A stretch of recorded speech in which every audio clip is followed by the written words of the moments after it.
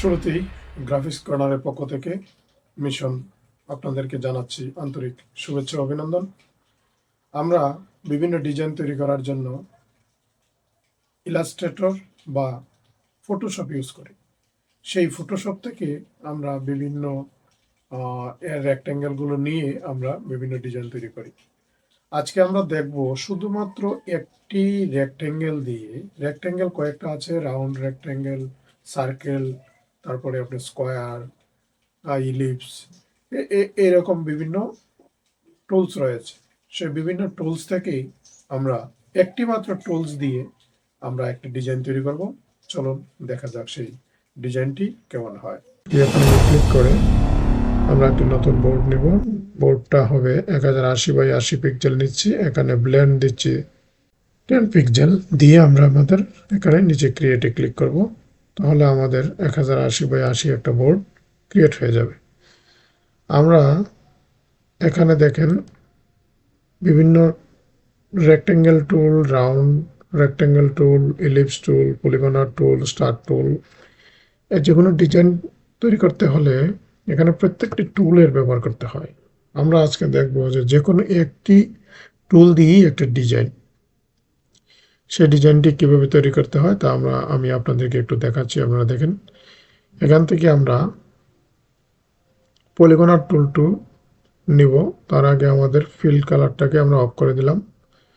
পলিগনার টুলটা ক্লিক করে আমরা যদি এখানে পলিগনার টুলটা ড্রাগ করি তাহলে দেখেন পলিগনার টুলটা এরকম দেখাবে। ড্রাগ করে যদি ছেড়ে দিই তাহলে আমাদের সেই শিপটাই এখানে দেখাবে। কিন্তু আমরা যদি ড্রাগ করে ছেড়ে না দিই তাহলে একটু কাজ করলে আমরা এখান থেকে আমরা একটা নতুন ডিজাইন তৈরি করতে পারব। তাহলে আমাদের ড্রকে তো রেক্ট্যাঙ্গেলটি ডিলিট করে দিচ্ছি, কিবোর্ড থেকে ডিলিট বাটন ক্লিক করে। এখন আমরা আবার পলিগনার টুলটিকে ক্লিক করে আমরা এখানে ড্রাগ করব। ড্রাগ করে কিন্তু আমি ছাড়ছি না, দেখেন মাউসটা কিন্তু এখন ধরে রেখেছি। সেই মাউসটাকে ধরে রাখে অবস্থায় আমাদের কিবোর্ড থেকে ট্যাবের উপরে একটা বাম পাশে, ট্যাবের ঠিক উপরে বাম পাশে একটা কি আছে, সেই কিতে চাপ দিয়ে ধরে আমরা যদি মাউসটাকে একটু ড্রাগ করে উপরের দিকে নেই তাহলেই দেখতে পারবো আমরা আমাদের কাঙ্ক্ষিত ডিজাইনটা তৈরি করতে পেরেছি। দেখেন আমাদের কি সুন্দর একটা ডিজাইন তৈরি হয়ে গেছে। আমরা বিভিন্ন ছবি বা বিভিন্ন ব্যাকগ্রাউন্ডে সেই শিপটি ইউজ করতে পারবো। আমরা ইচ্ছা করলে সেই শিপটাকে একটু বড় করে যদি আমরা আমাদের পুরো ডিসপ্লেতে ইউজ করি তাহলে দেখেন কত সুন্দর একটা ডিজাইন চলে আসছে।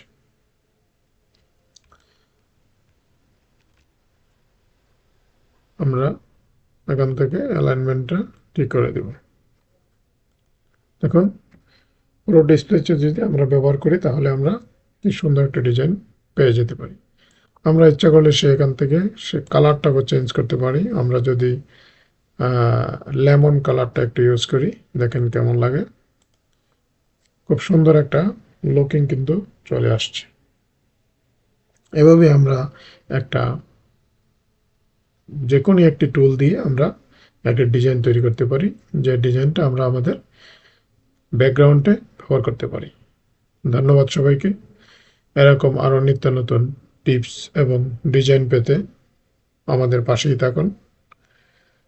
লাইক, কমেন্ট এবং শেয়ার করতে ভুলবেন না। আপনি দেখুন এবং অন্যকেও দেখার সুযোগ করে দিন। ধন্যবাদ সবাইকে।